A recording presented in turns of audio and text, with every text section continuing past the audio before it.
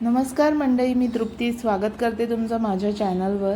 आज मी तुम्हाला एक छोटासा व्हिडिओ आम्ही जिथे राहतो ना तिकडचा एक व्हिडिओ शेअर करणार आहे।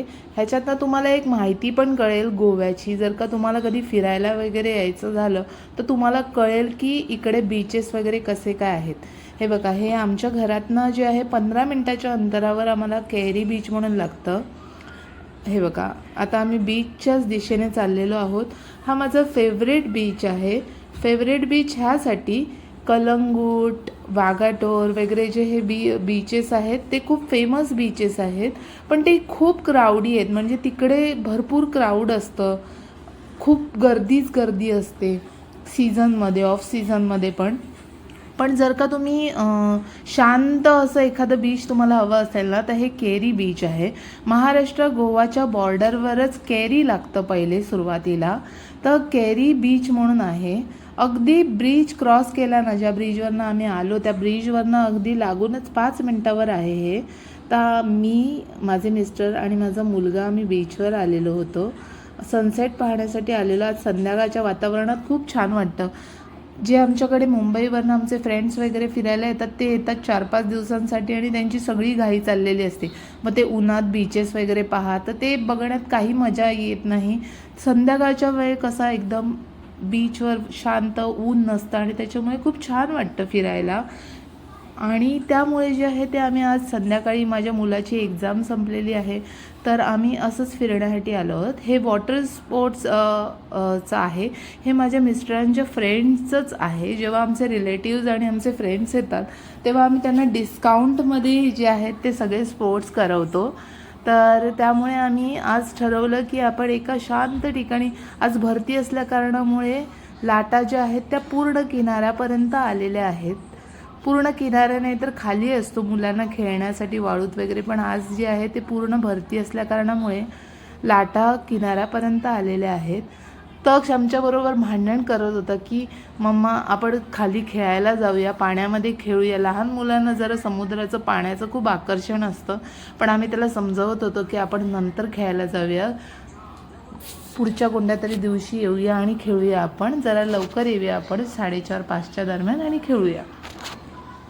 अशा प्रकारे आम्ही सनसेट बघत होतो, पण ढगाळ वातावरण असल्या कारणामुळे सूर्य पूर्णपणे असं प्रॉपर जसा दिसतो तसा दिसत नव्हता आणि भरती होती, तर त्याच्यामुळे क्राऊड पण जास्त नव्हता। आणि हा खूप शांत असा बीच आहे। इकडे तुम्ही केव्हाही या, तुम्हाला असं वर्दळ गर्दी अशी नाही मिळणार। खूप छान बीच आहे। माझा स्वतःचा हा फार फेवरेट बीच आहे। आमच्या घरापासून अगदी जवळच आहे आणि खूप छान आहे।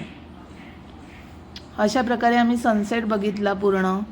ढगाळ ढगाळ जे वातावरण होतं त्या कारणामुळे एवढा प्रॉपर दिसला नाही, पण हे बघा एक लुक मी तुम्हाला दाखवते। खूप छान वाटतं असं, चारही बाजूंनी मी तुम्हाला दाखवते। बाजूला सगळी मोठी झाडं आहेत, लोकवस्ती इकडे नाही आहे, रोडपासनं स्टार्ट होते। बाकी हे सगळे असे दगड वगैरे आहेत आणि माणसं इकडे फिरायला, वॉकसाठी वगैरे येतात, लोकल फॉरेनर्स वगैरे असतात इकडे। तर त्याच्यामुळे जर का तुमचं कधी येणं झालं नक्की तुम्ही या। आणि आम्ही सनसेट झाल्यानंतर पुन्हा घराच्या दिशेने निघालो।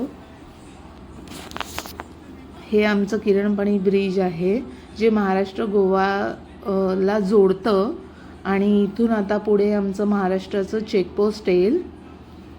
इकडे तुम्ही आलात ना तर तुम्हाला नाश्त्यासाठी वडापाव, उसळपाव हे असे पदार्थ जास्त मिळतात। म्हणजे इडली, डोसा, चटणी वगैरे म्हणजे मुंबईमध्ये किंवा सिटीजमध्ये जेवढे व्हरायटीज मिळतात तेवढे मिळत नाहीत, फार कमी मिळतात, लांब मिळतात। तर इकडे वडापाव वगैरे तुम्हाला जास्त मिळतो। तर हे बघा, हे चेकपोस्ट आहे। आम्ही इकडचे लोकल असल्या कारणामुळे आम्ही असे डायरेक्ट गेलो आहे। हा रस्ता आमच्या मार्केटसाठी गेला आहे आणि हा घराच्या दिशेने। तर आता घराच्या दिशेने आम्ही चाललो आहोत। काळोख बऱ्यापैकी झालेला आहे। हे 4 व्हीलरचं गॅरेज आहे, ते सुद्धा आमच्या गावामध्ये असणाऱ्यांचंच आहे ते। आणि हे पुढे पेट्रोल पंप आहे। पेट्रोल पंप तुम्हाला हे इकडचं एवढी गर्दी दिसणार नाही, कारण गोव्यामध्ये पेट्रोल थोडं 10 रुपयाचा फरक असल्या कारणामुळे इकडचे जे लोकल आहेत ते एमर्जन्सीमध्ये या पेट्रोल पंपवर फक्त भरतात, नाहीतर जे आहे ते आम्ही गोव्यातच पेट्रोल भरण्यासाठी जातो। हे आमचे राखण करणारे आहेत, म्हणजे देव आहेत, त्यांना दाट साखर म्हणतात। आणि हे आता घराच्या दिशेने आम्ही गावात एंट्री झालेली आहे आमच्या वाडीमध्ये. तर वाडीमध्ये सगळ्यात लास्टला म्हणजे आमचं थोडक्यात सगळ्यात शेवटच आहे घर. तर हे असे गावचे कच्चे रस्ते तरी बऱ्यापैकी आता छान आहेत, पण आतल्या साईडला थोडेसे खराब झालेले आहेत. हा इकडचा स्टेज आहे आमच्या गावचा. सगळे कार्यक्रम तिकडेच होतात, सार्वजनिक कार्यक्रम. आता इथून फर्स्ट तुम्हाला मी माझं जे आहे ते मूळ घर दाखवते.